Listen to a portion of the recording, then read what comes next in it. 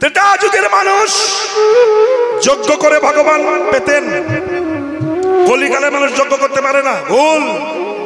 যদি কেউ বলে যজ্ঞ করছি, ভুল করছেন আপনি। এ কলিকালে যজ্ঞ হয় না। কেন? ঋগ্বেদ খেলা পড়ুন, বেদে লেখা আছে যজ্ঞ করতে গেলে 1 নম্বর গাওয়া ঘি দরকার, নাই পাবেন না। হোম যজ্ঞ করতে গেলে যেখানে যজ্ঞ করছেন 20 ফুট মাটির তলায় মরা মানুষের হাত থাকে, যজ্ঞ হবে না। আপনি মাটি খুলে দেখেন না। এবার যে ব্রাহ্মণ যজ্ঞ করছেন, পৌরোহিত্য করছেন, তিনি যদি আচার্য না হয়ে আশ্চর্য ব্রাহ্মণ হয়, যজ্ঞ হবে না। আশ্চর্য কিরকম না, ব্রাহ্মণ বটে, বইতে আছে চেকের লুঙ্গি পরে, মাছ মাংস খায়, পেঁয়াজ রসুন খায়, মাঝে মাঝে চুল্লু খায়, এই জাতীয় আশ্চর্য ব্রাহ্মণ দিয়ে যজ্ঞ হবে না। আচার্য ব্রাহ্মণ দরকার। কেমন? ব্রাহ্মণ বলে জন্ম নিয়েছেন, ধুতি কাঁচা মেরে পড়বেন, তিলক করবেন, চৈতন্য রাখবেন, প্রসাদ ভুজি হবেন, ত্রিসন্ধ্যা গায়ত্রী করবেন, ব্রহ্মকে সাধনা করবেন, তবে ব্রাহ্মণ হবেন। এই আচার্য ব্রাহ্মণ না হলে যজ্ঞ হবে না। এবং যিনি যজ্ঞ করছেন বাড়ির মালিক, যজমান, তিনি অহংকারী, আমার টাকায় যজ্ঞ হচ্ছে, হলো না। তাহলে কিসের দ্বারা ভগবান পাবেন? হরের নাম, হরের নাম, হরের নাম। ওইব কেবলম কলাউ নাস্তেব নাস্তেব নাস্তেব গতির অন্যথা। কলির মানুষ একমাত্র হরি নামে ভগবত কৃপা হবে, আর কিচ্ছুতে নয়, কিছুতেই হবে না। হরি নাম, শুধু হরি বল বলুন, কৃপা হয়ে যাবে। এই হরি শব্দটার মধ্যে শিব, দুর্গা, লক্ষ্মী, সরস্বতী, কালী, সমস্ত দেবতার মিক্সার এই হরি নাম। সমস্ত দেবতা এর ভিতরে প্রবেশ করে আছে সব। অতএব মহাজন বলছেন, হরে কৃষ্ণ, আপনার বাবা বেঁচে আছেন, গ্রামের কোন ব্যক্তি যদি আপনার বাবার কাছে নিমন্ত্রণ করে, শ্রদ্ধেয় কাকা বাবু, আমার বাড়ি অনুষ্ঠান, আপনাদের সবার নিমন্ত্রণ রইল, তো বাড়ি বাবার কাছে নিমন্ত্রণ করলে যেমন আর কারোর কাছে নিমন্ত্রণ করবার প্রয়োজন হয় না, বাবার কাছে নিমন্ত্রণ করলে নিমন্ত্রণ বাড়ি সবার কাছে পৌঁছে যায়, তেমনি কৃষ্ণ চরণে প্রণাম করলে অন্য দেবতায় প্রণাম করা লাগে না, প্রণাম এমনিতেই পৌঁছে যায়। আমরা খাই, ভালো মন্দ খাই, দুধ খাই, ঘি খাই, মাখন খাই, সন্দেশ খাই, রসগোল্লা খাই, খাই তো বিভিন্ন জায়গা দিয়ে খাই না, যাই খাই মুখ দিয়ে খাই। জায়গা একটাই, সেটা মুখ। এখন যদি বলেন না, আমি নাকে ভালো নিঃশ্বাস নিতে পারছি না, আমি ঘি গরম করে নাক দিয়ে খাবো, সর্বনাশ হবে। কেউ যদি বলে না, দুধ গরম করে কান দিয়ে খাবো, সর্বনাশ হবে। মুখ বাদ দিয়ে নাক চোখে খেলে যেমন সর্বনাশ হয়, তেমনি কৃষ্ণ চরণ বাদ দিয়ে অন্য দেবতা পূজা করলে তার সর্বনাশ বেশি হয়। তাহলে আপনারা বলবেন, এই যে আমরা কালী পূজা, দুর্গা পূজা করি, সর্বনাশ না, হবে না। কেন হবে না? না, ব্রাহ্মণ যখন পূজা করতে বসেন, এবার থেকে খেয়াল করবেন, ব্রাহ্মণ যা মন্ত্র বলে সব মন্ত্র কৃষ্ণের চরণে চলে যায়। আপনার হাতে গঙ্গার জল দিয়ে বলবে আসমন করো, কি বলবে? বলে আসমন করো শ্রী বিষ্ণু, শ্রী বিষ্ণু, শ্রী বিষ্ণু। কালকে লোক সরস্বতী পূজা, ব্রাহ্মণ তাই বলবে শ্রী সরস্বতী, শ্রী সরস্বতী বলবে না।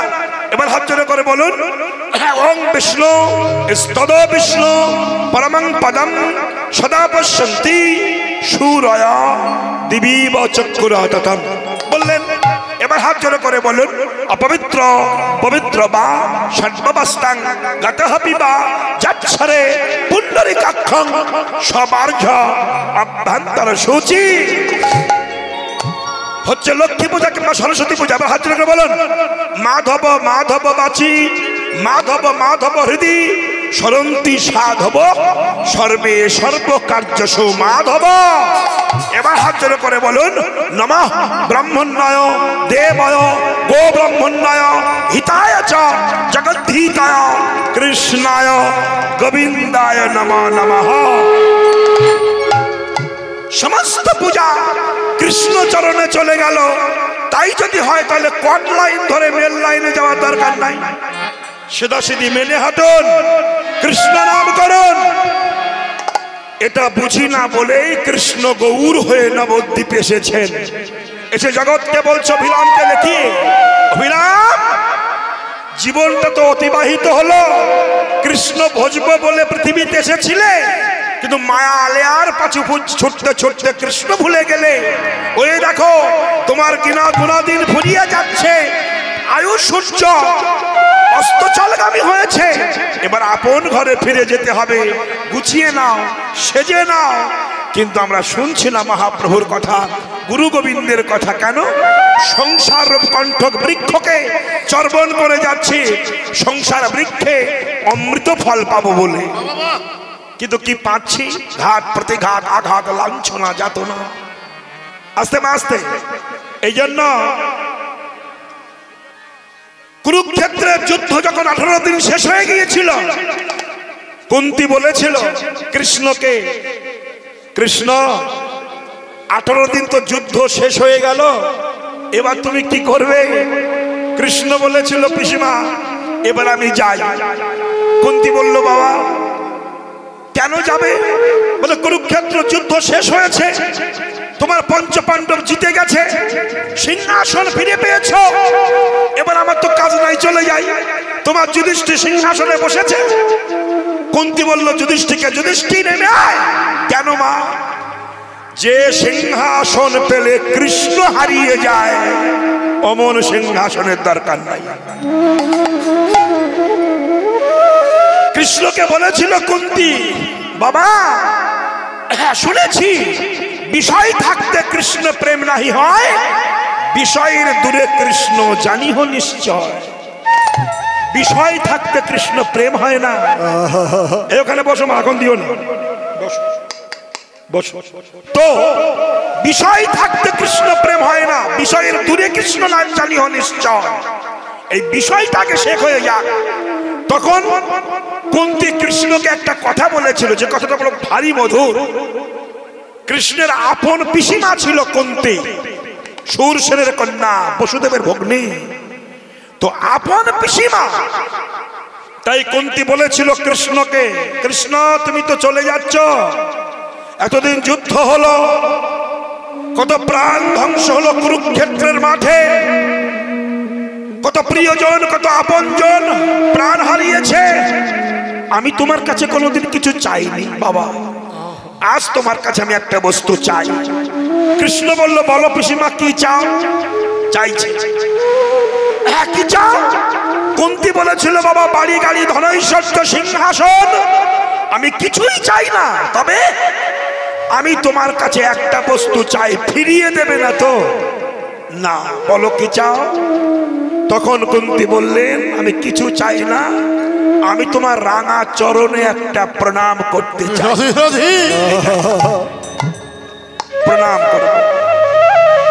কৃষ্ণ বলল পিসিমা আমি তোমার ভাইপো না, তুমি আমাকে প্রণাম করবে কেন?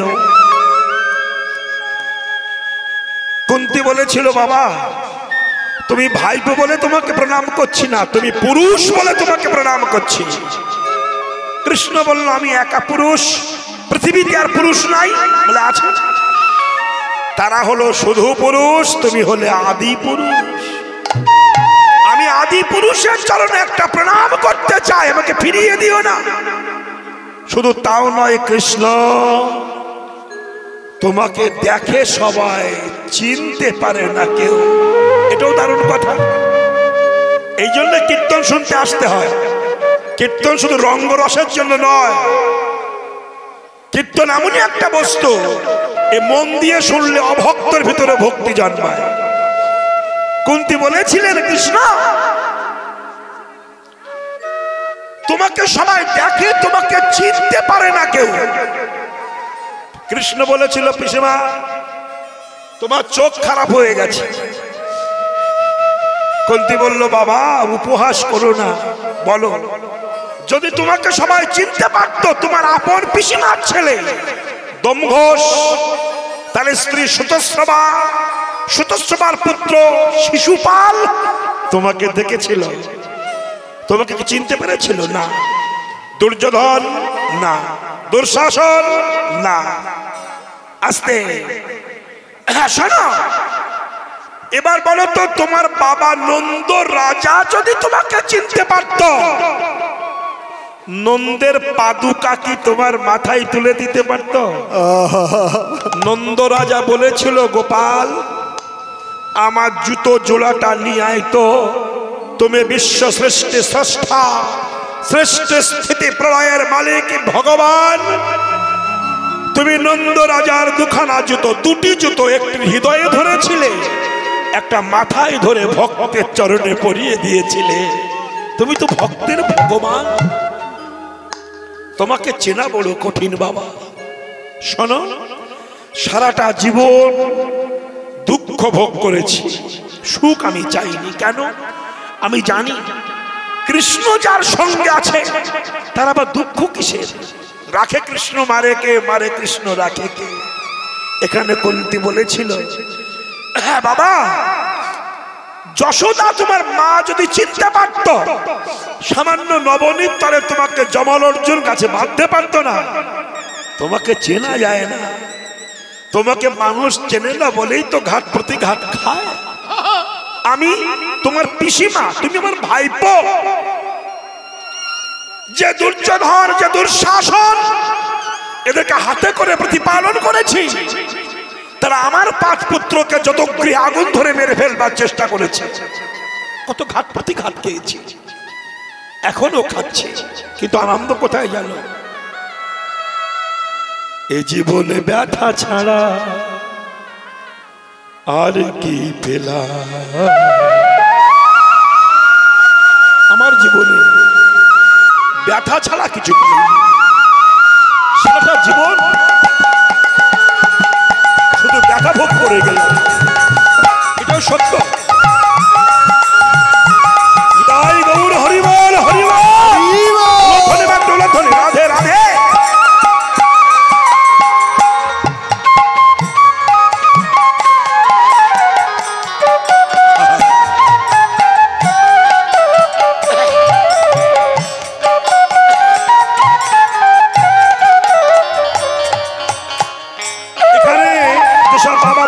বসে বসে কীর্তন শুনছেন, সারাটা জীবন পশুর মতো পরিশ্রম করেছেন আপনি, আমি, সবাই। যে সংসারের জন্য করলাম তাদের কাছে পেলাম কি? যাকে যত বেশি ভালোবেসেছিলাম তার কাছে তত বেশি ব্যথা রিটার্ন পেয়েছি। এটা সংসার। তাই বেদনার গানটা কুন্তী দেবী বলেছেন, যাদের আমি আপন ভাবি তারা ভাবে পর, আপন বলতে কৃষ্ণ চরণ, তাহার চরণ ধর, ওরে পোড়া মন রে আমার। আমি যাদের আপন ভাবি তারা ভাবে পর,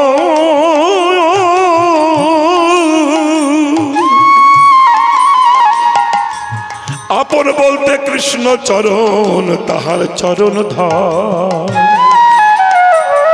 আমার হোম যজ্ঞের বিশুদ্ধ ঘি হে বিধি,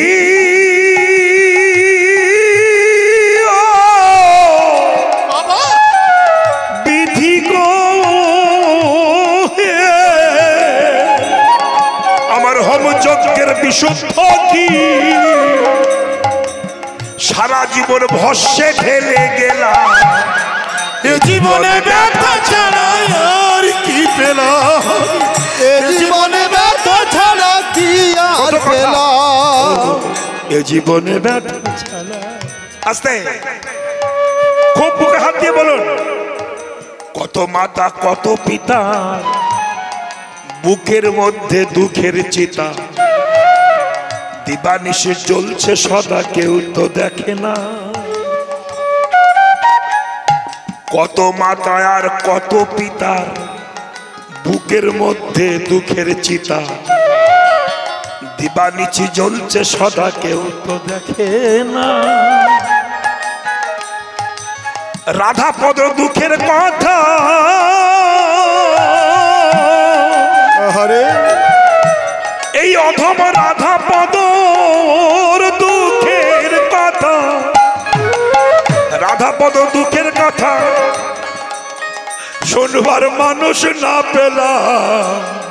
এ জীবনে ব্যথা ছিল তাই গৌর হরিবল, আমি এ জীবনে ব্যথা ছাড়া আর কি পেলাম, আমি এ জীবনে ব্যথা ছাড়া আর কি পেলাম। মনরে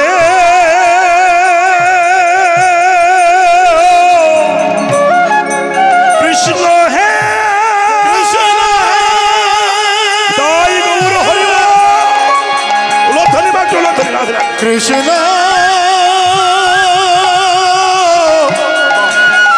কৃষ্ণ কৃষ্ণ হে ও হে কৃষ্ণ হে গৌর হরি ও কৃষ্ণ হে।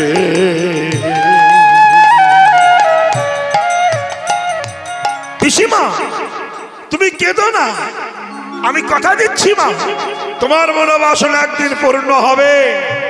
শোনো মা, আমি পৃথিবীর যে প্রান্তেই থাকি, যখন তুমি আমাকে ডাক দেবে আমি পাগল হয়ে ছুটে আসতে বাধ্য হব মা।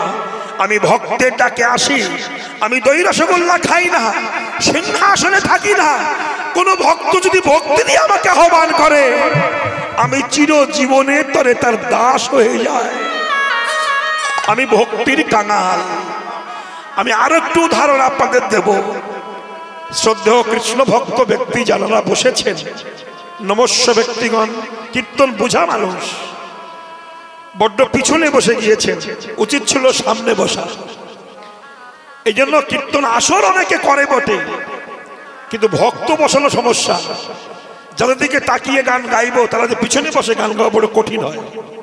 তো যাই হোক, যে যেখানে বসেছেন একটু মন দিয়ে আস্বাদন করবেন। কৃষ্ণ যে ভক্তির কাঙাল, এই কথাটা বলেছিলেন শ্রীমদ্ ভাগবত। আমি একটুখানি বলি আপনাদের। ভাগবতে শ্রীকৃষ্ণকে গোপীগণ প্রশ্ন করেছিল। প্রশ্ন আস্তে, হে গোবিন্দ, হে কৃষ্ণ দয়াময়, তোমার অনঙ্গ বর্ধন বংশের প্রতিধ্বনি দ্বারা আমরা সংসার ত্যাগ করে তোমার কাছে এসেছি। তুমি বলো, এভাবে বংশের প্রতিধ্বনি করে ব্রজাঙ্গনা গণকে কেন কষ্ট দাও?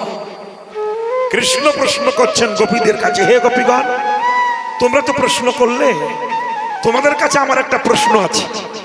গোপীগণ বলল, বলো কৃষ্ণ, কি প্রশ্ন? তখন কৃষ্ণ প্রশ্ন করছেন, এই প্রশ্নটা আপনাদের সবাই জানা দরকার। কি বলছেন?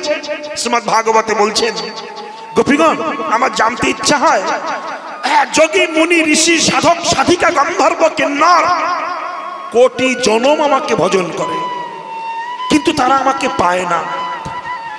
আমার জানার ইচ্ছা এটাই, তারা কোটি জনম ভজনা করে পায় না, আর তোমরা একবার ডাকো আমি পাগল হয়ে ছুটে আসতে বাধ্য হই। তোমরা কিসের তারা ডাকো, সেই বস্তুটা কি আমার সঙ্গে একটু বলো। এই হলো প্রশ্ন। গোপীগণ বলছে, কৃষ্ণ, এটি তোমার অযৌক্তিক প্রশ্ন। কেন? শোনো কৃষ্ণ, ভক্ত যে বস্তু দিয়ে ভগবানকে পায়, সে বস্তুটা ভক্তের ঘরে পাওয়া যায়, ভগবানের ঘরে পাওয়া যায় না। ভগবান বললেন, আমি বিশ্ব সৃষ্টি স্রষ্টা, সৃষ্টি স্থিতি প্রলয়ের মালিক, যা আমার ঘরে পাওয়া যায় না তোমাদের ঘরে পাওয়া যায়, সে কি আমাকে বলো। গোপীগণ বলছে, কৃষ্ণ, হ্যাঁ জানো, ভক্ত যে বস্তু দিয়ে তোমাকে ডাকে তুমি আসতে বাধ্য হও, সেটা যদি তোমার ঘরে থাকতো তুমি তো ভক্তের ঘরে আসতে না। এটা স্বাভাবিক তত্ত্বটা এটাই। আস্তে আস্তে আস্তে আস্তে আস্তে আস্তে দেখবেন, যখন নৈমিষারণ্যে 60,000 ঋষি একদিন সভা বসিয়েছিলেন, কেন? তিনজন বলে সবাই মিলে বলেছিলেন যে তিনজনের মধ্যে ভগবানকে, ব্রহ্মা ভগবান না বিষ্ণু ভগবান না শিব ভগবান, কে ভগবান? এই যে হিন্দু জাতি সনাতন ধর্মের মানুষ আজ বিভ্রান্ত হয়ে যাচ্ছে। কীর্তনিয়াদের মধ্যে কিছু কিছু চিটিং পাস কীর্তনিয়া তৈরি হয়েছে, ভুইপড় কিছু গ্রন্থ তৈরি করে স্বধর্ম ত্যাগ করে অন্য ধর্ম গ্রহণ করে অন্য ধর্মের এজেন্ট হয়ে তাদের কাছে টাকা খেয়ে হিন্দু ধর্মের কীর্তন আসরে বসে রাধা গোবিন্দ বৈষ্ণব নিন্দা করে যাচ্ছে। হিন্দু জাতির কীর্তনিয়া আর হিন্দু জাতি সনাতন ধর্মের মানুষ সেই সব বিধর্মী কীর্তনিয়াদের বায়না করে এনে হরিবা আসরে তুলে দিয়ে তার মুখে কৃষ্ণ নিন্দা শুনছে, কিন্তু তার সামনেই কৃষ্ণের পিকচার, পিছনে কৃষ্ণ মন্দির। সাধু নিন্দা, বৈষ্ণব নিন্দা, কৃষ্ণ নিন্দা কীর্তনিয়ারাই করছেন। কেন হচ্ছে এটা? কে ভগবান, কাকে ভগবান বলে মানবে? দেখুন, আস্তে আস্তে আস্তে আস্তে আস্তে চারজন ব্যক্তি মরা কাঁধে নিয়ে যাচ্ছে। বলো হরি। যেতে যেতে চার রাস্তার মাঝখানে দাঁড়িয়ে গেছে। যেই দাঁড়িয়েছে একজন বলছে, রে দাঁড়ালি কেন? বলছে আমি শ্মশান চিনতে পারছি না। একজন বলছে একটু আগে গেলেই শ্মশান। চুপ কর। আর একজন বলছে না, আমার শ্বশুরকে এক সপ্তাহে পুড়িয়ে গেছে, ডান দিকে শ্মশান। আর একজন বলছে বাঁ দিকে শ্মশান। এই করে চারজনা ঝগড়া বাঁধিয়ে দিয়ে এমন ঝগড়া করছে, মরা উঠে বসেছে। উঠে বসে বলছে আমাকে নামিয়ে দিয়ে আমি হেঁটে শ্মশানে যাচ্ছি। হিন্দু ধর্মে সনাতন ধর্মের অবস্থা এমনই, এরা কোন রাস্তায় যাবে নিজেরাই সিদ্ধান্ত গ্রহণ করতে পারছে না। রাস্তা আছে।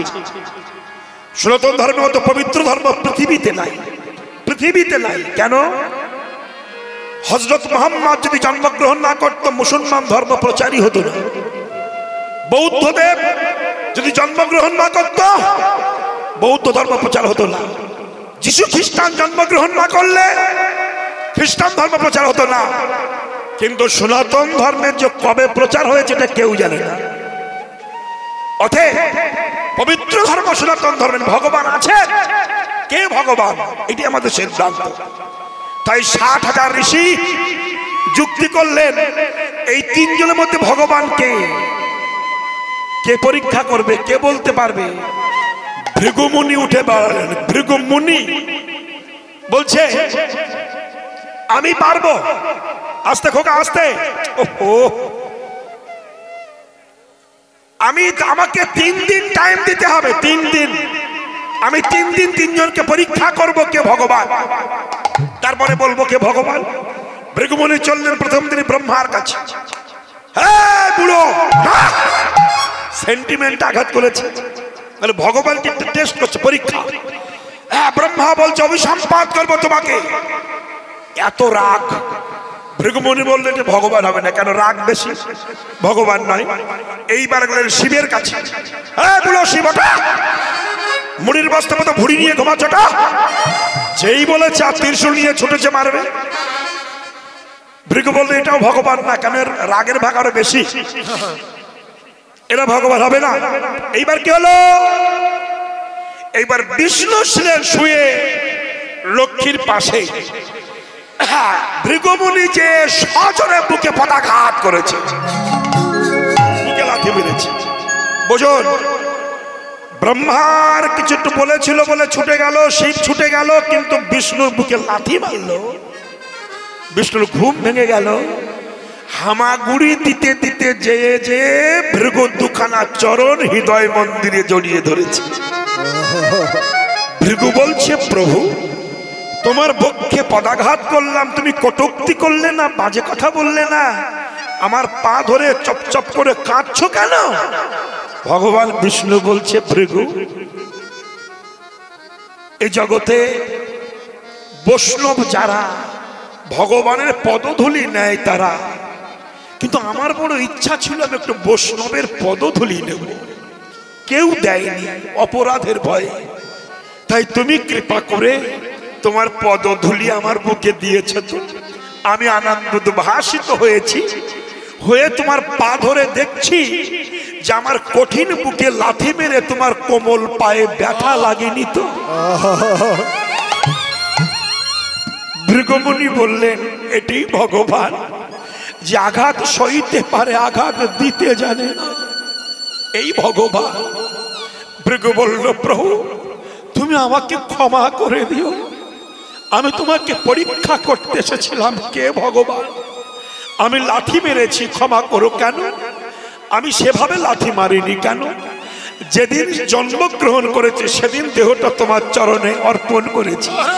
আমি জেনেছিলাম এ দেহ আর তোমার দেহ একই দেহ, তাই দেহ যদি তোমার হয়, চরণ তো আমার নয়, তাই তোমার চরণ দিয়ে তোমাকে আঘাত করেছে, আমাকে ক্ষমা করে দিও। কথাটা বলেছিলেন। সবাই ক্ষমা করলেন, কিন্তু মা লক্ষ্মী তো ক্ষমা করলেন না। মা লক্ষ্মী বলল, ভৃগু তুমি ব্রাহ্মণ, আমার সামনে আমার স্বামীর বুকে লাথি মেরেছ, আমি কথা দিলাম আজ থেকে লক্ষ্মী আর ব্রাহ্মণের ঘরে থাকবে না। এই জন্য ব্রাহ্মণ যদি কেউ থাকেন রাগ করবেন না, ব্রাহ্মণরা অধিকাংশ দরিদ্র হয়। বিষ্ণু বলল, লক্ষ্মী তুমি এমন কথা বললে কেন, যে ওদের ঘরে থাকবে না? লক্ষ্মী বলেছিল, প্রভু কেন জানো, ব্রাহ্মণের ঘরে যদি আমি থাকি তাহলে ব্রাহ্মণরা যজমানের ঘরে যাবে না, তোমার পূজা হবে না। ব্রাহ্মণ যদি বড় লোক হয়, ধনী হয়, পয়সার অহংকারে, আর যজমানের ঘরে যাবে না, তোমার পূজা করবে না, তোমার পূজা হবে না। তাই ভাবলাম ব্রাহ্মণকে ভিখারি করে রাখবো, কেন আমি ওদের ঘরে থাকবো না। পয়সার অভাব থাকবে, তবে যজমানের ঘরে যাবে, তোমার পূজা হবে, এই জন্যই ভিখারি করে রেখে দিয়েছি। এটাও সম্ভব। তাইতে বাবা, এ জগতে একমাত্র কৃষ্ণই আপন, ব্যতিরিক্ত কেউ আপন নয়। সেই আপন। আস্তে আস্তে আস্তে আস্তে, কেউ ভুল বুঝবেন না। আমি ছোট জাত ও বড় জাত, এগুলো ভুল। আগে মানুষ হতে হবে। আপনি মানুষ কিনা, বৈষ্ণব হওয়ার আগে মানুষ হতে হবে। অনেক বৈষ্ণব মানুষকে প্রণাম করে না, চৈতন্য রাখে, তিলক রাখে, প্রসাদ খায়, কিন্তু অহংকার দূরীভূত যায়নি। মহাপ্রভু বলেছিলেন, বৈষ্ণব হইতে ছিল বড় সাধ, কিন্তু ত্রিনাথ পিছলকে পড়ে গেল বাদ। মহাপ্রভু বললেন, গোবিন্দ রে, আমি বৈষ্ণব হবে ভেবেছিলাম, দেখলাম ত্রিনাথ পিছুনিচন তরুরিব সহিষ্ণ না, অমানেন মানদেন কীর্তনিয়া সদা হরি। রাধে রাধে। যে বৈষ্ণব হবে তার তৃণের চেয়ে ছোট হতে হবে, গাছের মতো সহিষ্ণুতাশীল হতে হবে। গ্রামে যাকে কেউ সম্মান দেয় না, তাকে তুমি সম্মান দেবে কেন? সর্বজীবে জানবে তুমি কৃষ্ণধিষ্ঠান। বৈষ্ণব হওয়ার আগে মানুষ হও। এই জন্য রামকৃষ্ণ পরমহংসদেব যখন 1 জানুয়ারিতে কল্পতরু উৎসবে হাজার হাজার gazetted officer, principal, professor, doctor সবাই রামকৃষ্ণকে প্রণাম করেছিলেন, রামকৃষ্ণদেব সবার মাথায় হাত দিয়ে একটি কথাই বলেছিল, কাউকে বলেনি বড় লোক হও, বেঁচে থাকো, বড় হও, এসব বলেনি। সবার মাথায় হাত দিয়ে বলেছিল, তোমার চৈতন্য হোক, তোমার চৈতন্য হোক। কেন? ডাক্তার হয়েছ, ইঞ্জিনিয়ার হয়েছ, নেতা হয়েছ, বড় লোক হয়েছ, মাস্টার হয়েছ, কিন্তু এখনো চৈতন্য হয়নি তোমার। তোমার চৈতন্য হয়নি বলেই তুমি আমার শ্রী চৈতন্যকে চিনতে পারোনি। তোমার চৈতন্য হোক, তোমার চৈতন্য হোক, তোমার চৈতন্য হোক।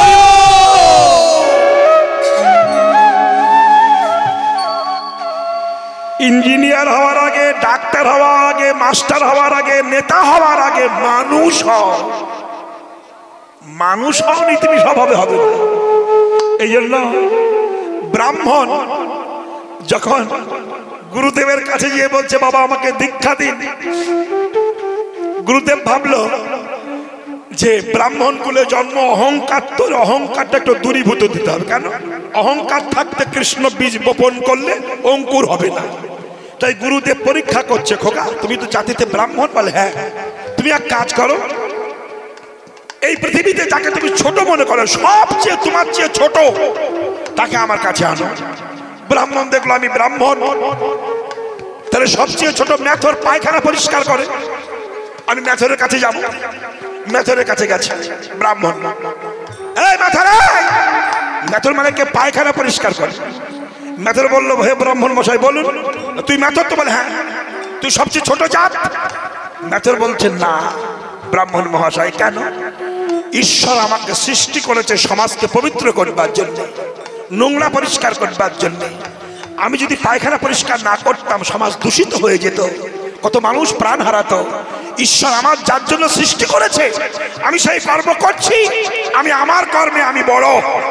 কিন্তু আপনি ব্রাহ্মণ, পইতে আছে, ত্রিশূন্যা গায়ত্রী করেন না, হরিভজন করেন না, প্রসাদ খান না, গলায় মালা দেন না, তিলক করেন না, আপনার মতো ছোট জগতে আর কেউ হয় না। ব্রাহ্মণ ভাবলো ম্যাথরের তো বুদ্ধি কম না। এবার চলে যাবে গাছের কাছে। গাছ, তুমি জড় পদার্থ, তুমি ছোট। গাছ বলল ব্রাহ্মণ না। কেন? শোনো, আমি জড় পদার্থ, কিন্তু রৌদ্রের তাপ সহ্য করতে না পেরে মানুষ যখন আমার গাছের তলায় এসে বসে আমি নির্বিবাদে ছায়া দান করি, তারা দেহ শীতল করে। গাছ বলছে ব্রাহ্মণ মানুষকে, জানো আমার কাছে যে ফল হয় সেই ফল ছিঁড়ে খেয়ে ক্ষুধার নিবৃত্ত করে। আচ্ছা, আবার জানো আমার গাছ চিরে তক্তা তৈরি করে, সিংহাসন তৈরি করে, রাধা কৃষ্ণ বসিয়ে আরতি করে। আবার তুমি যখন মরে যাও আমার গাছ দিয়ে তোমার সব দাহন করে। অর্থাৎ সারাটা জীবন আমি লোককে শুধু দিয়েই গেছি। প্রতিদানে সবাই আমাকে আঘাত করেছে, কেউ কুড়ুল দিয়ে কুপিয়েছে, কেউ তক্তা বাহির করেছে, কেউ আমার কাঠ দিয়ে সব দাহন করেছে। আমি প্রতিবাদ করিনি, তার জন্য আমি আমার ক্ষেত্রে বড়। কিন্তু আপনি ব্রাহ্মণ, জীবনে কারোর কাছে দেননি, আপনি শুধু নিয়েছেন, দিতে পারেননি, আপনি ছোট। ব্রাহ্মণ বলল এবার গরুর কাছে যাই। গরু, তুমি ছোট তো? গরু বলল প্রভু, ব্রাহ্মণ মহাশয় না। কেন?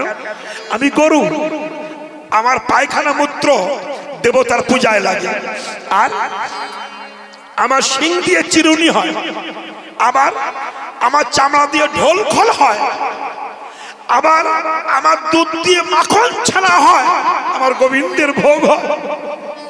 আমি পশু বটে, কিন্তু আমার আনন্দ এখানে যে আমার সবকিছু গোবিন্দ সেবায় লাগে, এতেই আমি বড় কৃতার্থ।